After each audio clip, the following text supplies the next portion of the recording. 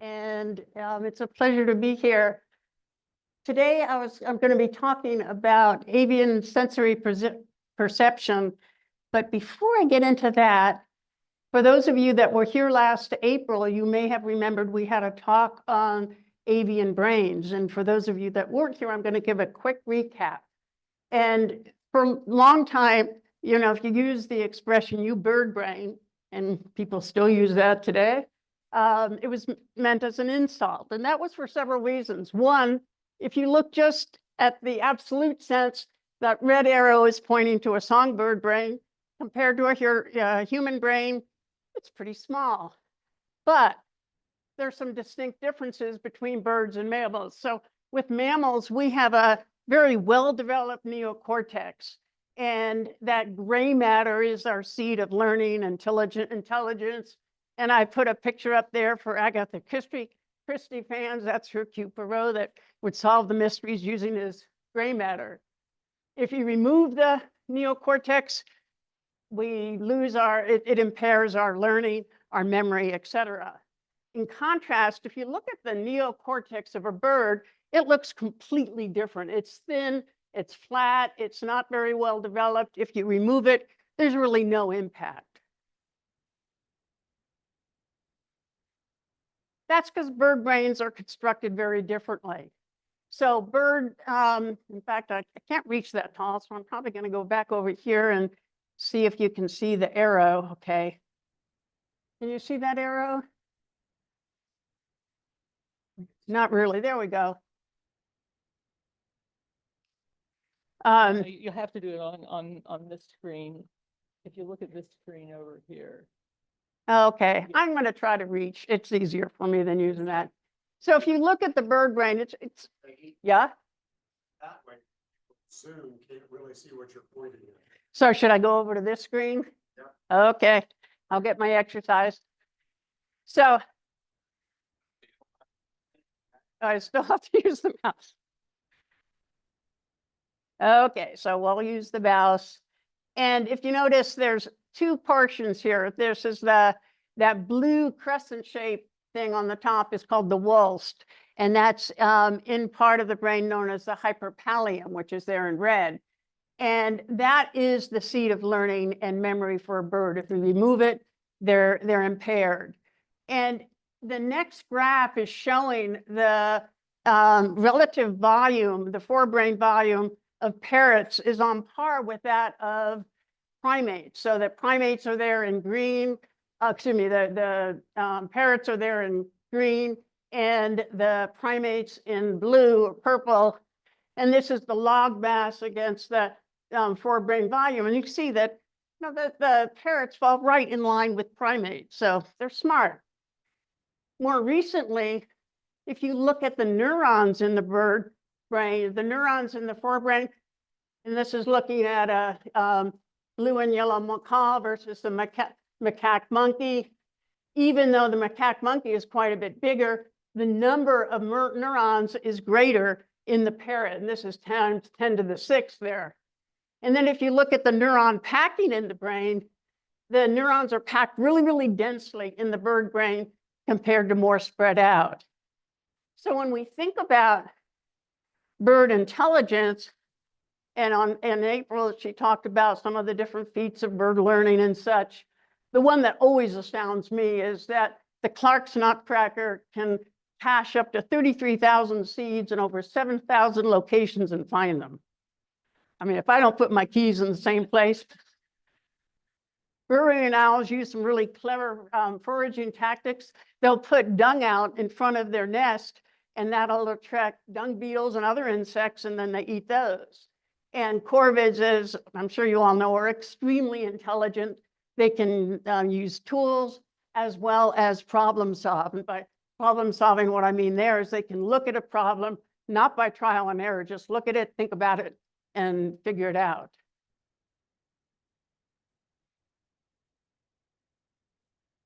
So that bird brain is doing a lot of things. It's obtaining via the sensory receptors information about the internal and the external environment. It's analyzing and as needed, responding to that information. It stores the information in memory and learning, and then it coordinates all of the outgoing motor impulses. And notice there that one of the first things there is sensory receptors. And that leads to the talk tonight, thinking about avian sensory perception. And notice I've only put 3 up here. Madonna, Lisa, everybody said, don't talk too long. So I'm only using 3. And I picked vision 1 because we're really visual and birds are really visual, but there are some really distinct differences between us. Magnetic reception, without a compass, you don't have it, right? But birds have magnetic reception. And so it's so different. It's fascinating. And then finally, olfaction. For a long time, people thought that birds couldn't smell at all. And that's been shown not to be true. So thinking first about avian vision, birds are really visual animals. They use that in prey capture, movement, courtship. They have really good resolution. So a bird has about 2 or 3 times the distance of humans in terms of their resolution. And a kestrel, think about it, can see a half-inch insect from up at a tree, top of a tree, 59 feet high. That's pretty good resolution. Their eyes, a little bit about their anatomy. Their eyes are really, really large and fill the orbit. So the green there is the eyes, and you can see the skull with those big orbits. A European starling eye is about 15% of its body mass, whereas ours about 2%. And then the ostrich, the eyes are bigger than the brain. The eyes are variable in shape. And, you know, when you think of most mammal eyes, they're round. But the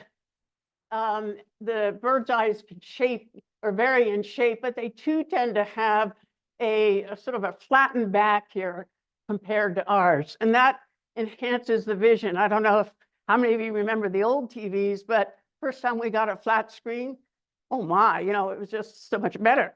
And that's basically what that's doing. And owl has a very sort of a tubular eye that helps in telescopic vision.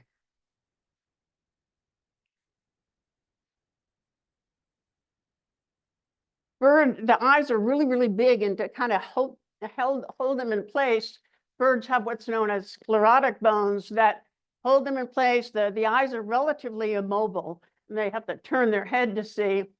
They don't have, their outer eyelids don't blink like ours, but they do have a third eyelid, the nictitating membrane, and this is showing on a lapwing. Here is it starting to close, halfway closed, and then closed all the way. And what this allows is it's moistening the eye, but they're not blinking, so they're still seeing. And also it can close during movement to protect it from the wind. You're probably familiar with monocular versus binocular. Monocular, you're seeing objects with one eye, and binocular, you're seeing them with 2. Most birds have pretty much monocular vision, some binocular, and a blind space. Owls, because their eyes face forward, have a little bit broader binocular vision, and they compensate for that blind spot by being able to turn their head. The woodcocks are fascinating because their eyes are really far on the back of the head. So basically they can see 360 degrees. They don't have a blind spot at all.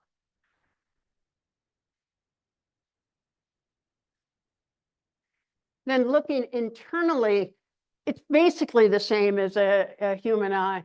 There are a couple of differences, and one is a structure known as the pecten, and that's that yellow thing projecting out in the back of the eye there. And what this is, it's a highly vascularized structure, and it provides nourishment to the eye. And it's suggested that having all of those blood vessels concentrated, like what you see here in the pecten in the dark, if all those blood vessels were spread out over the eye, it might distort the vision because it would be bouncing off those. In the retina, there is the fovea, and those are concave depressions of high cone density and very areas of high visual acuity. All birds have a central fovea, just like we do, but some birds, like some of the fast flying aerial predators, diving predators, have not just the central fovea, but also a temporal fovea as well, that again increases in acuity.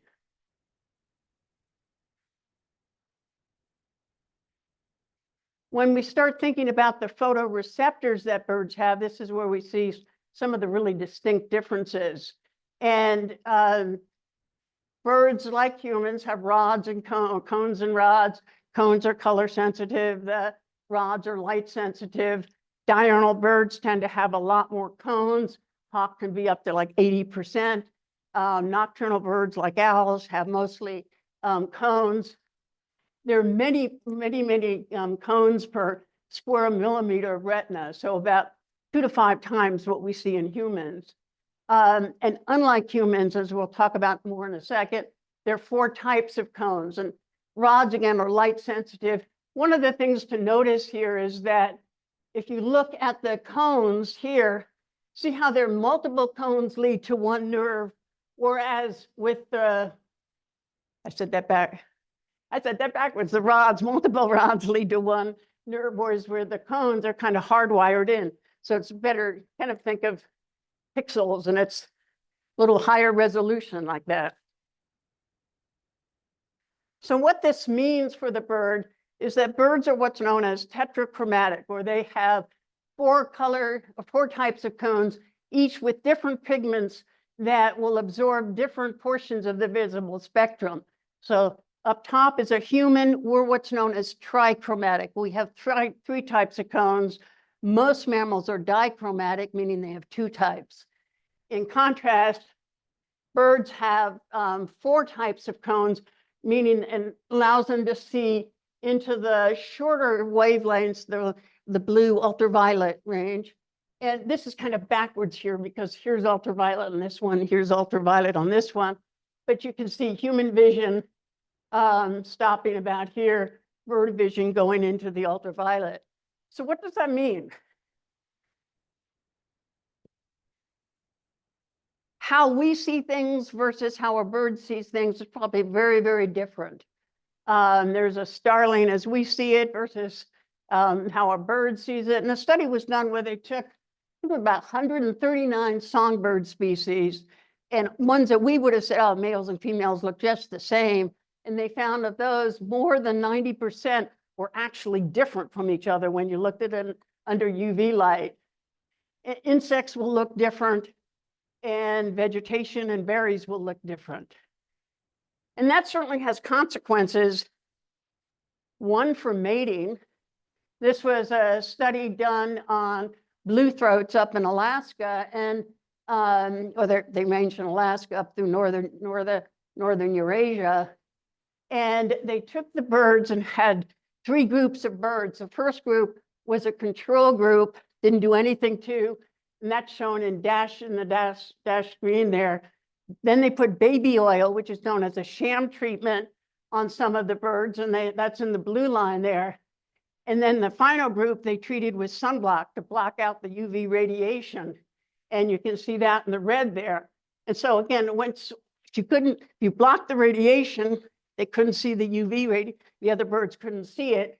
And that resulted in much lower reproductive success and mating success for those males. So the females are certainly cueing in on that in many cases. Finding food can also be enhanced with being able to see UV radiation. One of my favorite studies was done, because I like voles too, was how birds might be able to find their, voles are small rodents, field mice, and how they might be able to find them better with UV radiation. So voles live in grassy areas. They kind of chomp away and make little runways through the grass, makes it easier to move around. But as they're moving around, they're peeing and they're pooping, and it's been shown that that has a little bit of UV fluorescence to it. And so this is what it would look like under UV versus the visible light. And so basically when a hawk or a kestrel is up looking down at a field, they're not going, where's the vole? They're focusing in on those runways, and it helps facilitate them. I think of it like if you're hunting cars and up on a building in a city, you wouldn't be looking out everywhere. You'd be seeing where the roads were, right? Also, it's been shown that some of the flowers have nectar that has UV fluorescence. This is a spider plant from Eastern Washington. And you can imagine that if there was a lot of nectar and it had that fluorescence, it would be a good signal to feed on that. Also as a signal for insects as well. So the next sensory perception is magnetic reception. And this is going to be a little bit complicated, but I wanted to go into that complication just so you see how amazing it is. And I have this one quote here from Camille Biguet, I think that's how it's pronounced, back in 1882. What could be the physical force everywhere present in the heights of the atmosphere, as well as the depths of the ocean, that could direct animals that migrate? In my opinion, there is only one, and that is the Earth's magnetic field. So back in 1882, and keep her in mind because we're talking about her again. The ability to detect magnetic fields is widespread in animals, not just animals. Bacteria can sense magnetic fields, insects can, invertebrates, amphibians can, mammals can, some mammals can, we can't. So it is widespread. Experiments have shown this ability in birds, but how they do it is ongoing. And we'll go into that. So first of all, some of those early experiments, what they did is they had birds that in the top one, they were wearing magnets or a brass plate as a placebo. And on the ones that didn't have the magnet could orientate well on both a sunny or a cloudy day. But if you had a magnet on the bird, it would be disoriented on a cloudy day. On a sunny day, it used the sun. Birds wearing electric caps and little Helmholtz coils did not orient properly on cloudy days, but did so on cloudy days if that current was reversed. So you see here, you reverse the current and the bird just kind of loses its orientation. So again, the how is an ongoing story, and current evidence suggests there's probably more than one system that birds might have. And one is magnetic receptors, another one is photopigments, and the third is something known as induction. But before I go into that, let's look at because again, we're not so familiar with magnetic, using magnetism. So the information that can be used by birds is, first of all, the Earth is surrounded by magnetic field, and that's from the movement of the iron core in the center. And the intensity of a field is proportional to the distance between the magnetic field lines. So it's greater at the poles and then less out at the equator where their lines are further apart. And then the inclination of the field is basically the angle between the magnetic field lines and the Earth's surface. So the inclination here, and that can range from 90% at the poles down to 0% at the equator. So the birds can use this as a compass direction. They can use the intensity inclination as position, and sort of construct a map using this information. So how do they do this? The first, and originally people were thinking, well, some sort of a magnetic receptor. I'm sure you've all taken an iron or a magnet with iron filings and have seen how the filings react to the magnet. So that the idea is that you have something like that in the bird. That's, those magnetic receptors, those iron elements are moving relative to the magnetic field. At first, it was thought they were in the beaks, and if you anesthetize the beaks, the birds would get disoriented. But recent evidence suggests that these are actually these iron elements are artifacts of inside macrophages or white blood cells that engulf foreign objects. More recently, in the more recent textbooks say Perhaps it's found in the legana of the inner ear. And a little bit about inner ears.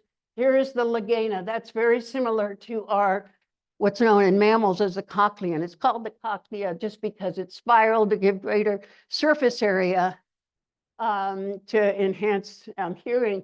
But one thing birds have over us that the hearing aid companies would hate is that the hairs inside that legana can regenerate, whereas unfortunately humans can't, or mammals can't. So that the neurons, evidence for this suggests that neurons from the inner ear will fire when the bird is exposed to different magnetic fields. And if you damage this, the birds are disoriented. Some people dispute whether the iron elements are present. As I say, most of the textbooks that I've looked at have said this, there is support for this, but some people question it. The next system is using photopigments, or what's known as cryptochromes, that are found in the retina. Now, there are different types of cryptochromes. We have some that are associated with our daily or circadian rhythm, but there are some that are associated in birds with magnetic perception. And so there's specific proteins in those cryptochromes that are sensitive to north-south direction, the angle of inclination of the magnetic field, and then that information is converted to nerve impulses. So think about it. You're a bird, I'm navigating along to going north. You can use your landmarks, but at the same time, your eye is kind of pulsing and saying, I'm being a little facetious there, but your eye is also taking into account that you're moving north and you have greater reception as or detection as you're moving north. So that magnetic field kind of gives the bird the start point. Okay, I'm heading off, I'm going to head north. And then that angle of inclination acts as a stop sign. So they're going north, they get to a certain angle of inclination and they know where they are and they go down. And so sounds simple, right? Now this is really complicated. If you look at the Scientific American from April 22, it'll go into more detail. I've tried to kind of distill it here, but basically they're molecules in those cryptochromes that have two different proteins in them, and they're neutral in a stable state. But when short wavelength light, either blue light, UV light, hits those cryptochromes, one electron just jumps over to the other protein. And so then you have those proteins spinning, and then they can either go in opposition to each other, and they're known as what's known as a singlet phase, or they can go parallel, and that's what's known as the triplet. And both states can then go to the signaling stage. Notice that this little tail that's on the protein closes and perhaps makes a connection when they're in that signaling state. One of the states, that singlet state, can return to the stable state. So what the bird is actually doing is figuring out the proportion of those in the stable versus the signaling state. And that's how they get the information about the magnetic field, the angle of inclination. And then the signaling state triggers release of neurotransmitters in the retina that move through the optic nerve and eventually are sort of analyzed through that Wolfsburg portion of the brain that I talked about. Pretty amazing, huh? Now, even more recently, and pretty complicated too, there's been the suggestion that the magnetic fields are detected by electromagnetic induction within the semicircular canals in the inner ear. Now, remember I mentioned Camille Viguet back in 1882, who was saying birds must use magnetic. She actually proposed that perhaps birds were using their semicircular canals, and people, and it was brought up again by someone else in the 1980s, and everyone went, no. But more recent evidence suggests it's could be a possible mechanism. So what electromagnetic induction is a changing magnetic field induces a voltage change in a conductor. And you're an engineer, you could probably talk more about that, Jenny, than I could, but this has been observed in sharks and their relatives, the skate, but they live in water, and that's a conductive medium.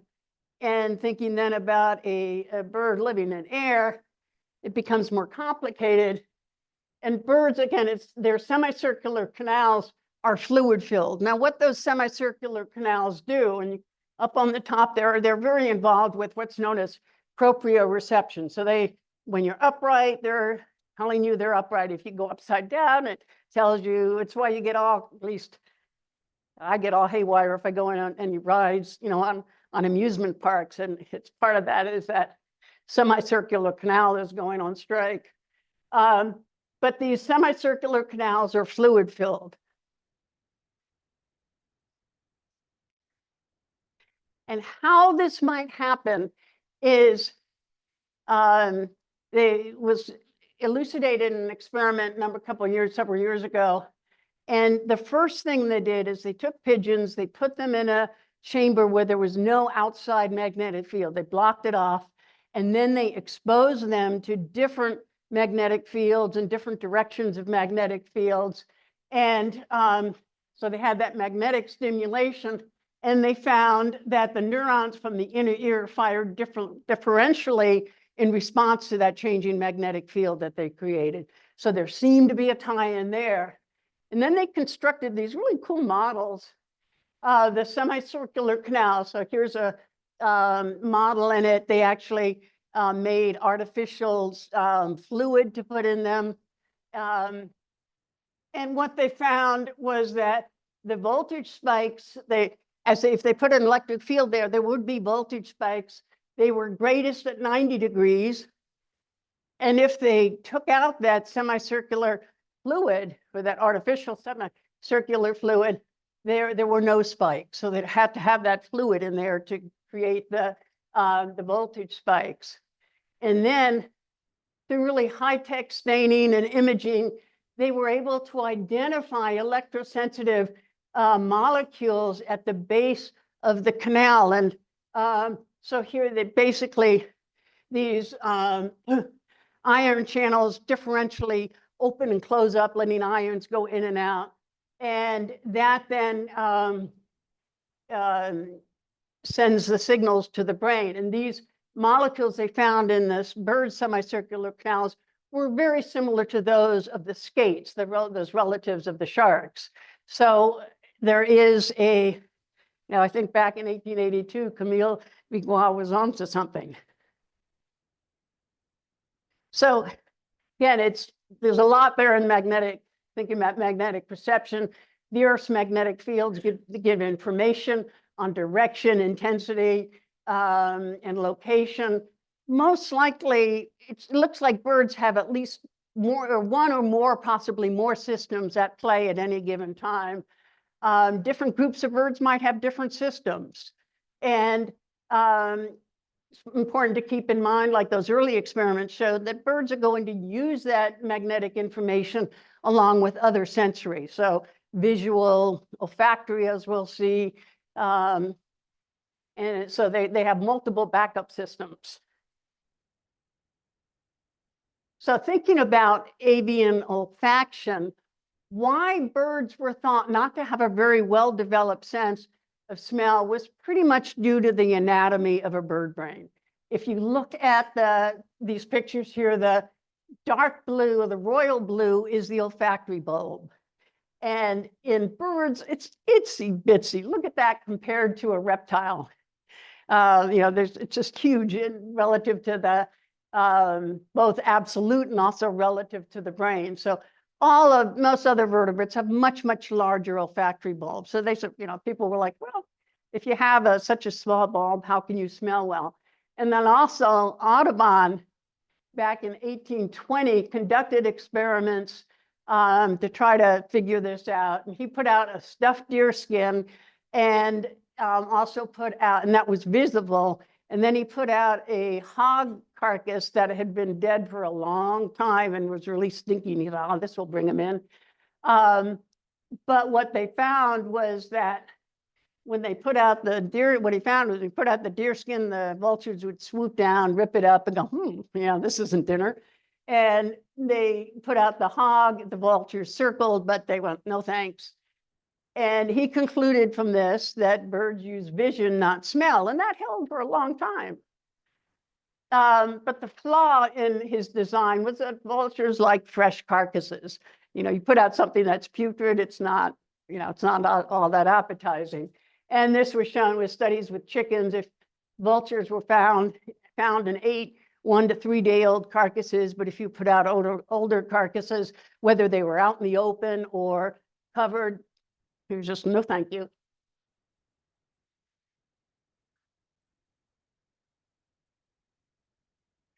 Recent studies have shown that despite those smaller olfactory bulbs or portions of the brain, the anatomy and functions of the bird's olfactory system is really pretty similar to other vertebrates.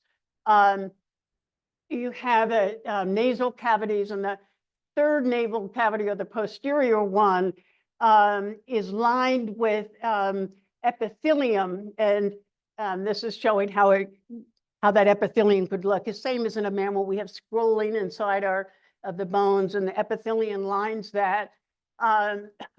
And these contain olfactory receptors that send the information to the olfactory bulb.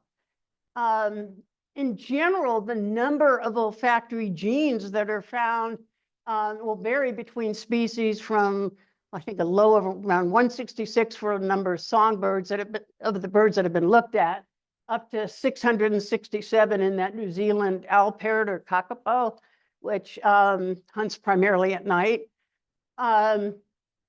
And what's interesting between birds and mammals in this case, and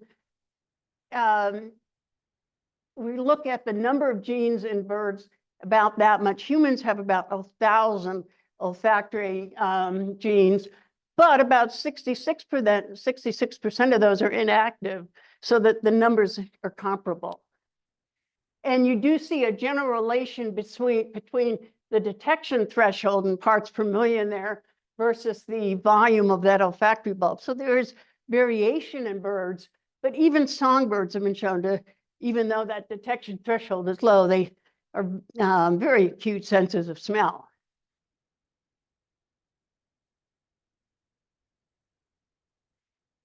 And of course, they'll use this one for finding food, like the turkey vultures were talked about. And people have thought for a long time, yeah, vultures probably use their scent. Pewees also from New Zealand are very mammal-like. They are active at night. Their nostrils are at the tip of the bill rather than set back, and they can actually sniff. So they're hunting by sniffing or foraging by sniffing. Tube-nosed oceanic birds, and here is this is a least storm petrel, but by tube nose I mean this little tube that's sitting on top of the bird's nostril there. And it's long been thought that, like, for example, albatrosses can sense a scent plume from up to like 12 miles in distance, so out in the ocean. And more recently, and a little bit more complicatedly, this Leach's storm petrel can use the scent of dimethyl sulfide, and that's released when phytoplankton are eaten by zooplankton out in the ocean. And so they get fed upon, they release this scent, and then the Leach's storm petrel focuses on that scent to find the zooplankton. And some other kind of complex ways that birds use scent. The great tits are insectivorous birds, and plants will give off what's known as herbivore-induced plant volatiles. They give off a scent when they've been eaten, and that varies. Probably that volatile, that scent is used almost as a warning to other plants. Start making your defenses. But that varies between each plant species. And great tits learn to use the scent of those volatiles of each different species of bird to find their prey. So they're learning not just one scent, but multiple scents to be able to detect, there are insects at that plant, I'm gonna go get it. Hummingbirds, we usually think of hummingbirds as being visual, finding flowers by sight, but sometimes they take a flower, sometimes they don't. And this study was done with Anna's, Costa's, and Allen's hummingbirds in both wild and aviary conditions. And they took chemicals from 2 ant species and then one from the European honeybees. And then they set up experiments where they had a control with none of the insect scents, honeybee, one insect, the other insects, and then monitored which feeders the birds came to. And the birds fed significantly less at those ant-scented feeders, probably because the ants were a little more aggressive or something.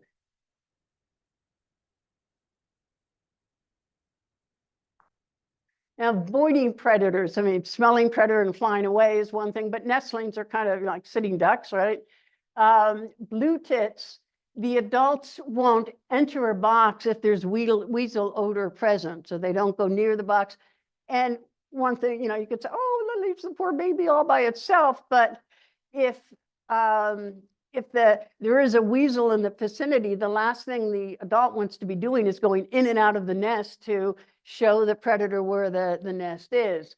And Eurasian rollers, the frightened chicks will vomit this really foul-smelling substance. It deters the predator, but it also warns the parents. And so then the parents, they'll approach those nests with a lot of caution.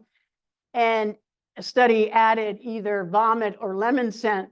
And lemon scent, if the vomit was there, the birds stayed away, the adults stayed away a longer period of time and made sure that the predators were gone before they started going in and out again.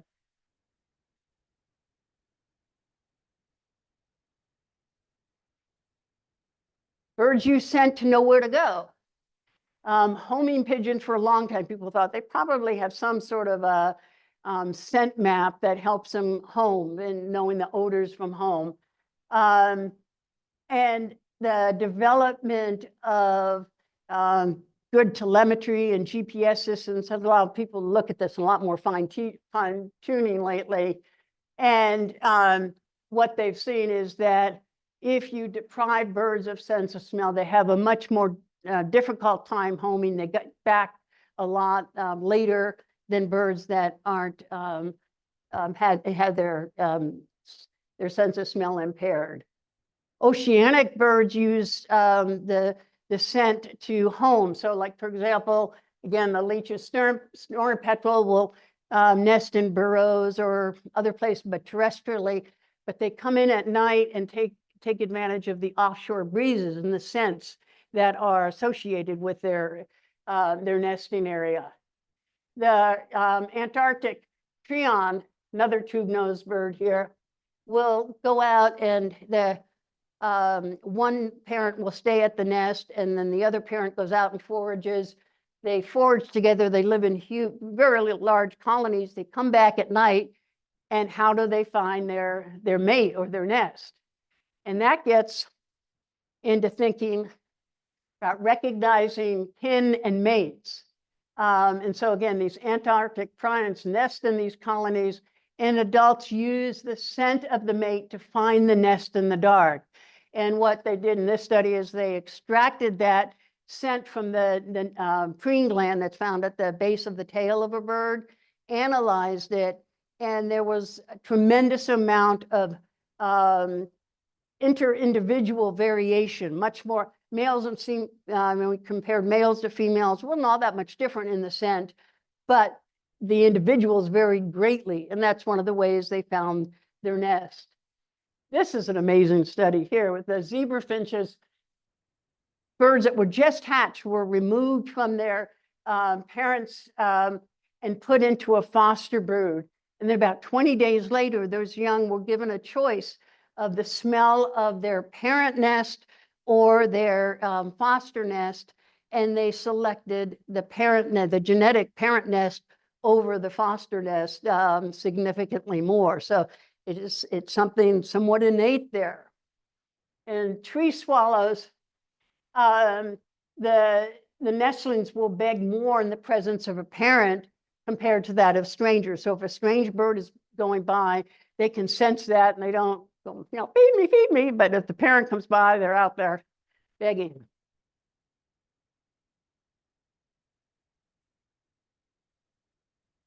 And this is a fun, did you know?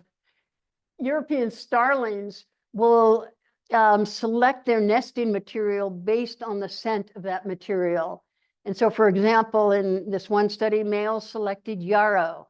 And that's very aromatic. And the females were attracted to the nest that males built if they had a lot of yarrow in it. And it's well known that the yarrow is parasitic resisting.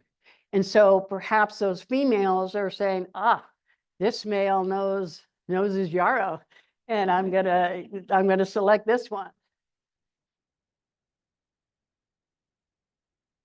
And of course, mating with respect to olfaction. And people have known, people have gone to the colonies of crested auknets on the East Coast. And the thing that always hits them is it smells like an orange grove. It's a very citrusy, orangey smell. And that's really accentuated at the nape of the neck. And that courtship display has a rough sniff shown there, where there's the male would be in front and the female is sniffing his ruff. And when these birds are in courtship display, they form what's known as scums. And I think that's a great, you have a murder of crows, you have a scum of auklets. But then when they're mating, there'll be the pair that's going through the display, but then you have sometimes auxiliary birds getting excited and trying to participate in the display, or you just might have whole groups of birds just, ooh, what's going on? But that scent is critical there. So it's used in courtship. The birds will follow that scent. So you could extract that scent, put up a maze, and the bird will doop, doop, doop, here's the scent. It could also be an insect repellent, and it may also be used to help the birds find their nest too. So, and one last about thinking about mating and reproductive success. This was done with our common dark-eyed junco, and they collected the oil gland, or the compounds from the oil, the preen glands, from males and females, and found that they varied with respect to the proportion of some of the common compounds. And then they scored each individual bird based on those compounds, and the higher the score, the greater abundance of male-like odor compounds.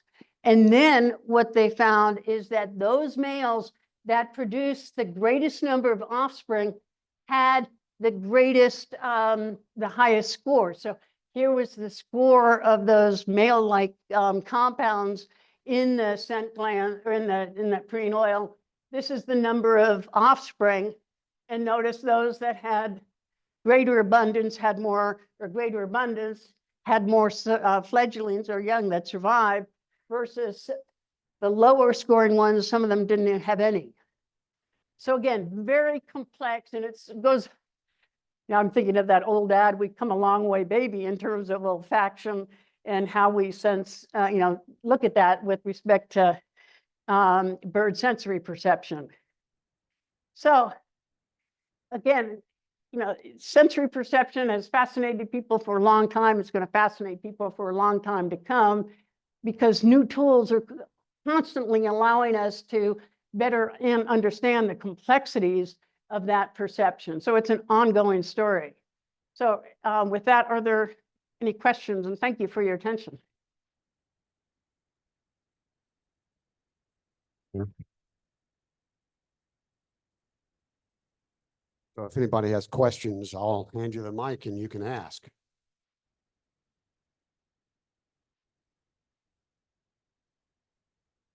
You said that, is this on? Yeah, can you hear me? You said that the vultures use a lot of vision, but they also use Well, the scent yeah, of smell. Audubon, they do use vision, but they definitely can smell their prey. Right. But people thought for a long time, no, because Audubon said they didn't. Do you have any idea how far away they can detect dead things? Well, they use, in the gas pipelines, it's methyl mercaptan that is, if there's a hole in the pipeline, they will detect that. And that's also present in decaying prey. And that can be picked up miles away. Thanks.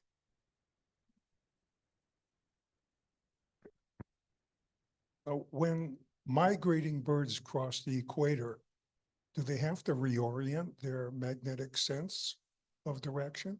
Because now up becomes down and down becomes up. Down becomes up. That's a really good question. And when you have if you think of magnetic, you have magnetic north and magnetic south. And so they're always on either magnetic north or magnetic south. Does that make sense? So if you look at I don't want to go back to that slide, but we have the North Pole and the South Pole, but there is magnetic north versus magnetic south. And so they're quite distinct. And then also, as that bird's going through the equator, their brains are probably saying, okay, I've gone through this and now I got to keep going in this direction. So they check out the compass, basically. I think so. Yeah, they get kind of a map as they're going.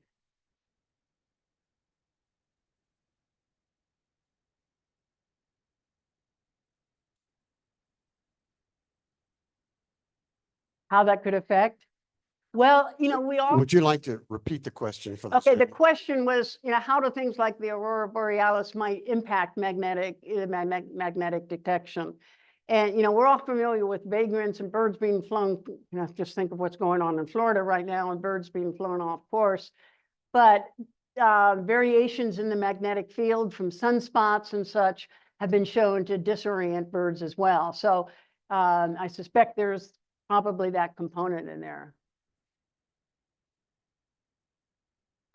Yeah. No, just loud voice. So anyway, and so I was.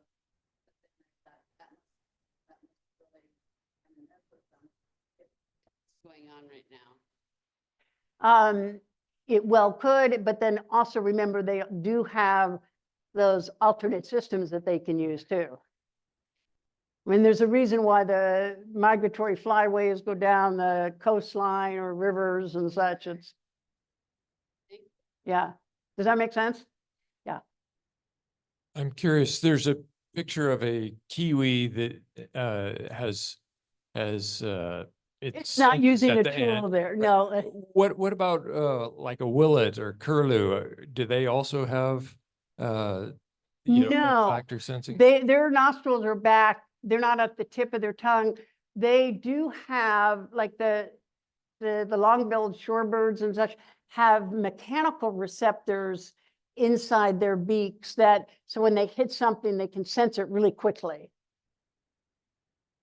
And there's some suggestion, I'll start getting too caught, but some birds also might have an ability to pick up electricity if it's in moist sand and sense the electricity given off by the movements of the muscles in their prey. Platypuses do that,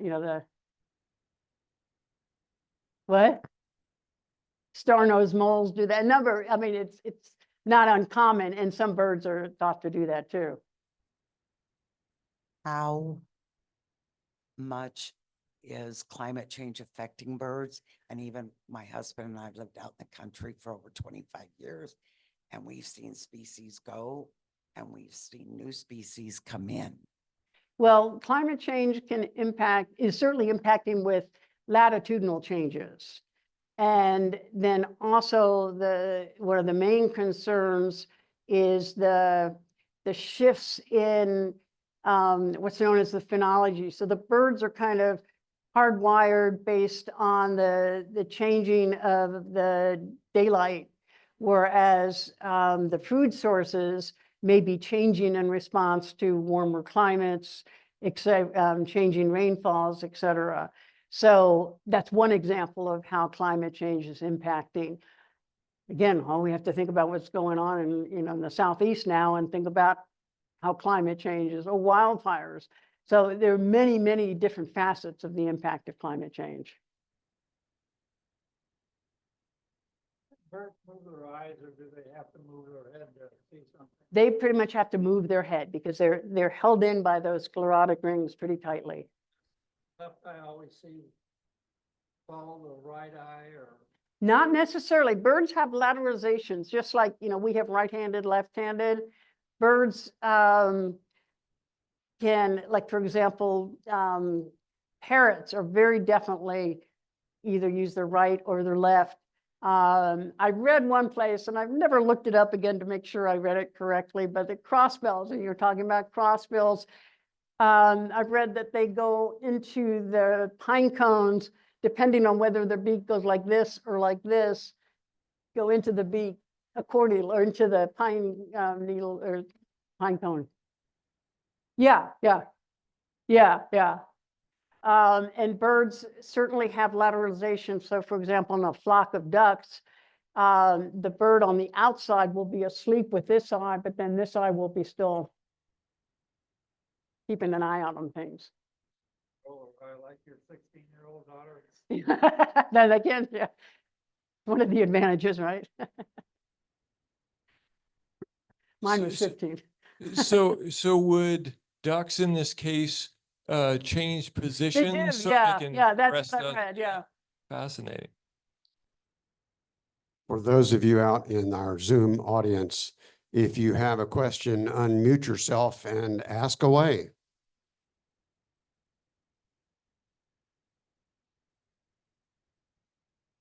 For UV coatings on windows, that make the window more or less apparent? That is, I've read that is one way. We're talking about, deterring birds from flying into windows. That is one way that's being explored to deter the birds from flying in and not quite as visible to us.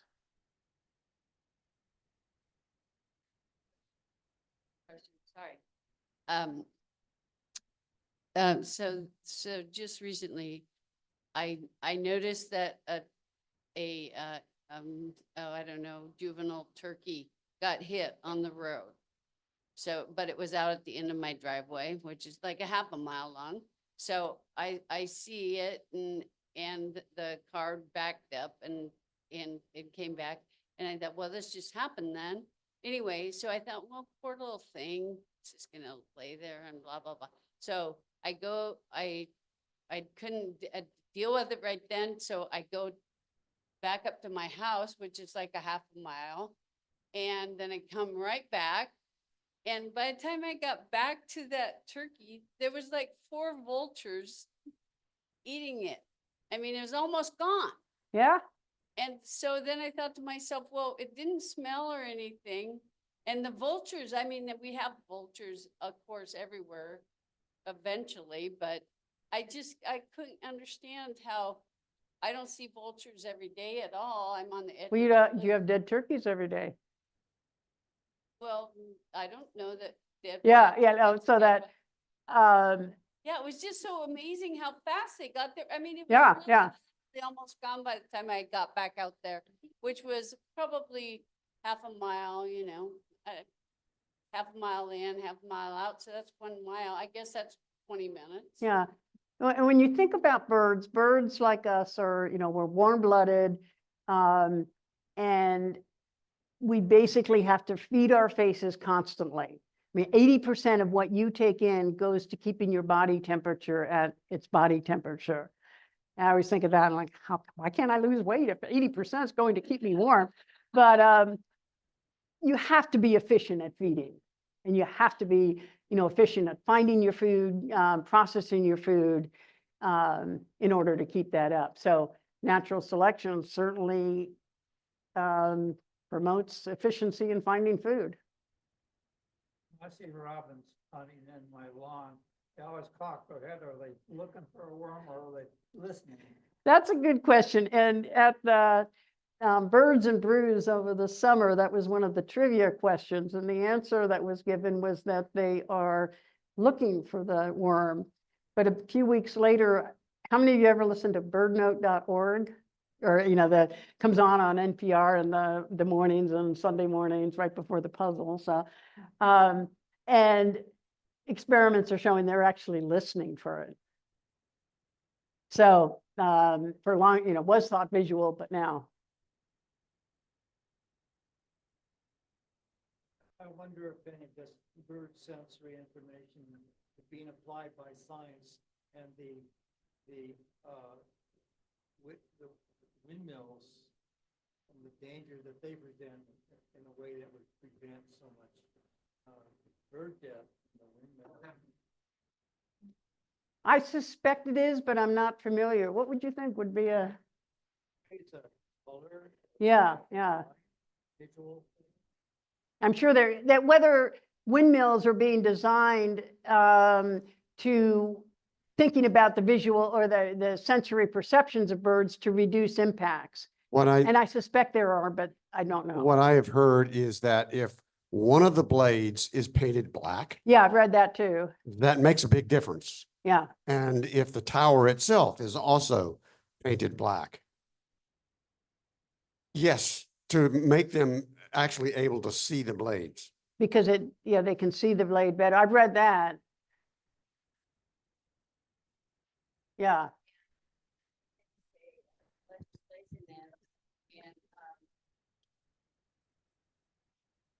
States that are more likely to want to protect animals and birds is in the midst of happening now to make sure that companies actually are doing that on a regular basis. Yeah, I think I was jumping ahead thinking, how could they do UV and some of the thing, magnetic or something like that. But simply, yeah, they can paint them and then visually it'll be different.